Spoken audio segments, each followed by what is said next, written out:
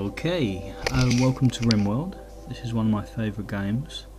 I was thinking of doing a little series, recording a few episodes just to show people what it's all about.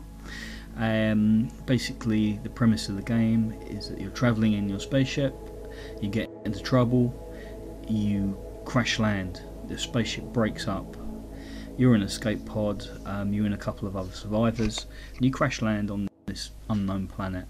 The planet is populated by other people, there are different factions on there, and you have to survive. You start with very little, you have to build up a colony, you have to look after your people, grow food, heal them with medicine. It goes on, there's a lot of depth to the game. It looks very simplistic, very cartoonish, but there are so many layers, it's like one massive onion. I love the game, I think it is just fantastic. I've got lots of mods added to it as well, which all of them add something else to it, a little bit more content, and of course they're all free. Someone's made the mods, kudos to them, and just adding those on again adds multiple layers to the game. As we play through, if people are interested, we could do something, we could name colonists after you. So if you want to, in the comments below, say that you want somebody named after you, we'll do that, and we'll see how we go. So we'll start a new colony. These are all the different scenarios that you can choose, and I've got a mod which is crash landing, and we go for crash landing easy. This means that the ship will actually crash on the planet, but in parts. We'll land first and it will be absolutely mayhem and chaos for about 10 to 15 minutes. I love the start. It goes very badly wrong, or actually you do well out of it. You're able to salvage some extra people, some goods, but one thing can be sure, it is chaotic, and I like that about it. It's just crazy. So you choose a storyteller. There are 3 to choose from. Some mods add extra in. I always go for Phoebe and I go for Builder. Basically what this sets is the agenda for the game, how hard the game's going to be. The storyteller will basically have different events that they will test you with. The higher the difficulty levels, the more frequent those events will be triggering off, and the harder they'll be as well. So I find this is a nice level builder. It lets you build up a big base, is what it says here, and you get a few little events just to try you every now and again, and we'll go for reload anytime. Globe coverage, we'll go for 50%. This is basically on the globe of the planet. If you went for 100%, you're playing on the entire globe. 50% is half of it, 30% is what it stands at default. It randomises the map, and we'll have everything on normal. So these are basically all of the mods I've got loaded up, and there are a lot of them. I mean, there are hundreds more. You can go crazy with these, and the one we're using for the special start is crash landing. It's one of my favourite mods, and like I say, it just adds that crazy beginning to the game, almost like a little game within itself. Every mod does something else. Like I said, it adds something. Let's have a look. Here we are. Here is the world that we'll be crashing on. All of these icons are different factions, tribes, villages, whatever. Some of these will be people native to the planet, and some of them are other people that have unfortunately crash landed here before. We can zoom right in or out. Basically you've got all these different terrain types, and that will have an effect on the starting map. So there's a massive desert here. These are areas of forest, dense forest, light forest. You've got marshes, any terrain type you can think of, volcanic, lakes, it's all here. You can see there are rivers, there are roads. They actually exist in the world as well. So if I chose a hexagon that had a road in it, there would be a road in the tile in your map when you started. And if you look at these, like these guys here, they're hostile. You don't really want to start next to too many hostiles. They're not so hostile. This tribe here is neutral. So what we're looking for, if we go into terrain, we're looking for this area here, year-round growing. Makes it a lot easier. You won't be affected by the seasons. There are seasons in the game. So in winter, you can't grow anything. You have to build up a stock of food, survive through the winter until you get to the next spring summer period where you can grow again.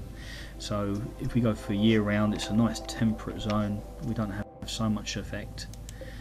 So we're looking for somewhere along this line here. What have we got here? Temperate forest, year round, limestone, granite and slate, small hills. That sounds perfect.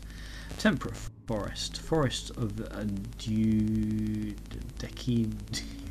however you say that, trees, interspersed with fertile clearings. Many species of animals move around among the trees and on the plains. Doesn't it sound perfect? We'll go there, please.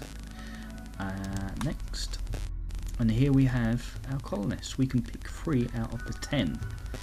All of them have got different skills. Some of them, this guy's got some wounds here, historical wounds. We can see he's 48, and his name's Frank Blass. So what we got here, team skills, we want an even spread across all of those if we're going to survive. So we want to really make sure we get the first 3 people to be good colonists. And mixed in here we can see there's also some robots as well. Some little droids, which we may or may not take. So we've got him, he's good at plants and animals, social and medical. He's got a nice spread of skills there, he's very good. He's gay and he's kind. So if we look at his background, he's a child spy. Children are presumed innocent, which makes them excellent spies. Frank was trained in the art of infiltration when he was just a small child. His years undercover gave him experience with social manipulation and lying, and he never had normal education. So because of that, he's better at social, but his intellectual has suffered. In his adult life, he was a gardener. He worked at the mansion of a powerful family, tending the lavish gardens as part of a team of servants. He gets +8 to plants, but he cannot smith, tailor, craft, research or manage. So that puts him at a disadvantage, but we're always going to need people to do gardening and plants. So I think he is going to be one of our starting colonists. He's got a lovely spread of skills there, so that's good.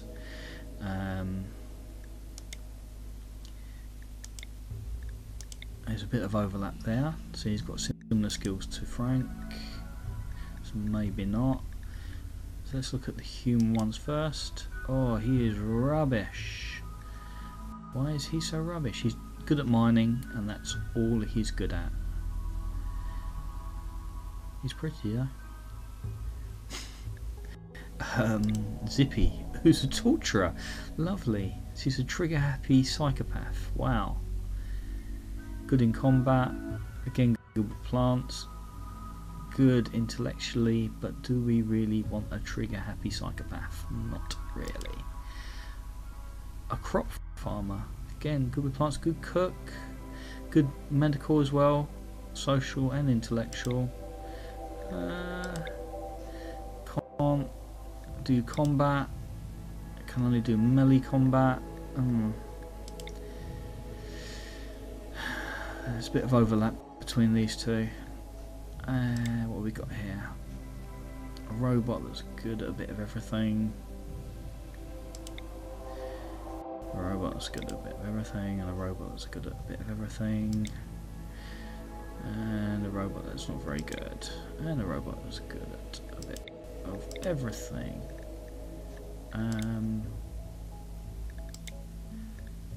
Wow, we've got nobody that's good at shooting at all.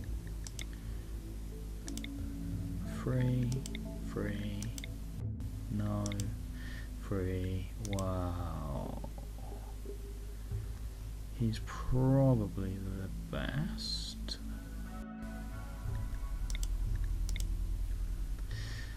Okay, looks like we're going to take him then.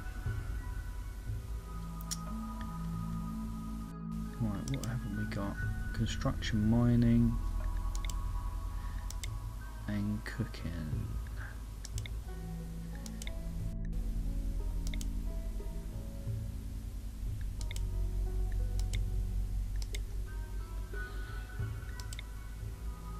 Cooking, construction, mining, construction. So let's have these two guys and a robot. A robot servant. So this guy was a coma child. A childhood accident put Shilbazar into a coma. He didn't wake up until he was in his late teens. His body never recovered from the years of inactivity, but people tend to take pity on him when they hear his story. He's not good at construction, not good at mining, but he is good at social. And in later life he became a housemate. He kept house and cared for children while his spouse worked. Isn't that lovely? And he's good at cooking, crafting and medical because of it. Okay, he's got 2 old gunshots.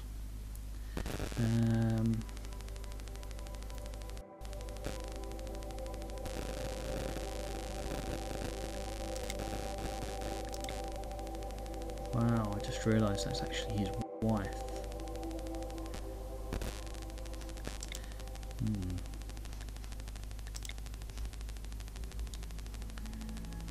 And that's their son. Oh, we can't split them up, can we? So we're going to have to take her. We're going to have to take the trigger-happy psychopath.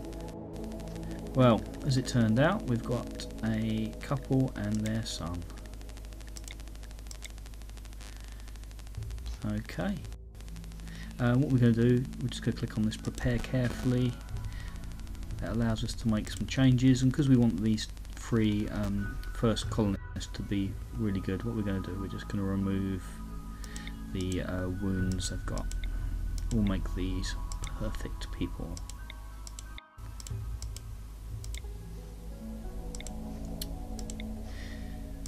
They've got a few good skills there. So this guy's a fast walker, means he gets an extra 0.2 to his move speed, but he's greedy, so if he basically gets stressed out, he will go and eat. A teetotaler, that's alright, but again, trigger happy and a psychopath. Wow. Okay, that is what it is. Yeah, she was a sickly child, so she gets bonuses to medical and intellectual, and she was a torturer in later life. Working for a tyrannical dictator, Zippy earned a reputation as an expert in persuasion. Any prisoner who went down into the dungeons left with no secrets, and Zippy's smile scarred permanently into their nightmares. Lovely. That gives her a +6 to melee skill. Doctor in disabled, warden in disabled. That's fine. Others can do that. Alright, so we've got a bit of a spread of skills there. Okay, I'm fairly happy with that. Yeah, that's just showing their relationships, so good. And our starting equipment. We will have some starting equipment. Where are we? Alright, still. This is basically the bits and pieces that you will need just to survive your first few days.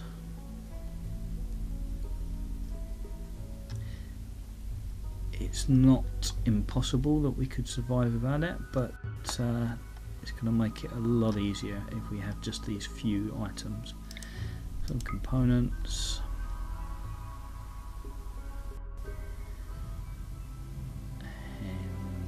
Few advanced components, some food. We want some survival meals. Where are they? That. A couple of weapons. Right, so we'll start off with one knife and a couple of guns.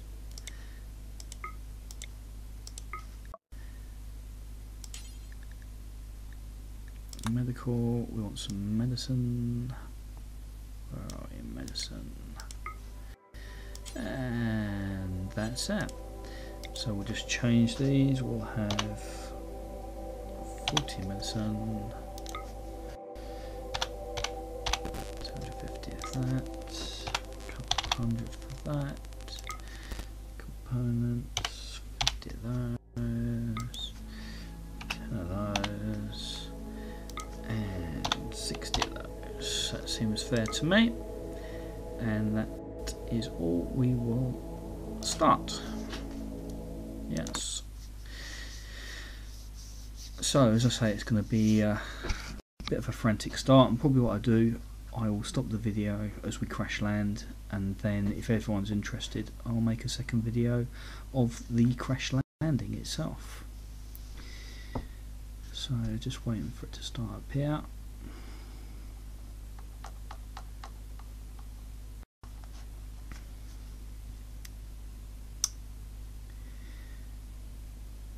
So there'll be a few things that we have to do when we first start. We need to find somewhere where we're going to make our first little camp, somewhere that's secure. There's going to be a lot of explosions and fire going on, so we're going to go for a democracy, 2 elections per season. Yes, your colonists awake in their crypto-sleep sarcophagi to the sound of blaring sirens and ripping metal. Luckily your crew manages to reach the escape pods before the ship is torn apart. Sometime later they land on this unknown Rimworld. The other colonists from on board the ship will be crash landing hard with little chance of surviving the impact, unfortunately for them. So there we are, we've crash landed. Some materials that we chose at the beginning have crash landed down with us. Medicine, very importantly the food. What we'll do, these are our people. So this is Zippy, the psychopath, and she can use a gun, but she is much better with a melee weapon, so we'll give her the knife. Frank can't use a gun, and Shibazar can use a gun, so we'll give him the rifle. Right, I'll just quickly do that, and just have a look at the map. So on the map you've got all sorts of things. All of these are actually something. So a tree is a tree, we can chop that down for resources and make wood. A bush is useful, we can harvest berries from that to eat. There's a little area here that maybe this is where we'll have our starting area. Just zoom out and see the entirety. There we are. Oh, what's that? There's some resources already down here. Some fuel, some medicine. We need to go and grab those. A little interesting area here. So these are basically mountains, hills, mountains, and there are resources in here. We can dig out this compacted machinery. There's something there, silver. There could be anything in here, and we can mine it away. Some steel there, that's useful. Animals, you can hunt them, you can tame them. They can be very useful. Nice little area that maybe we could set up a camp in. There's a bed there that we could go and grab. Another bed there. All sorts of things. A researching table that we can go and grab. So yeah, this looks like a good little setup. So what's going to happen now is the ship is going to crash around us. We need to survive that. We need to try and salvage as much as we can. So for now, this little area is made out of stone. That's got a lot of trees growing in it. This is a fairly safe area, so we're going to set this up as our home in here. We're going to put some sleeping spots down.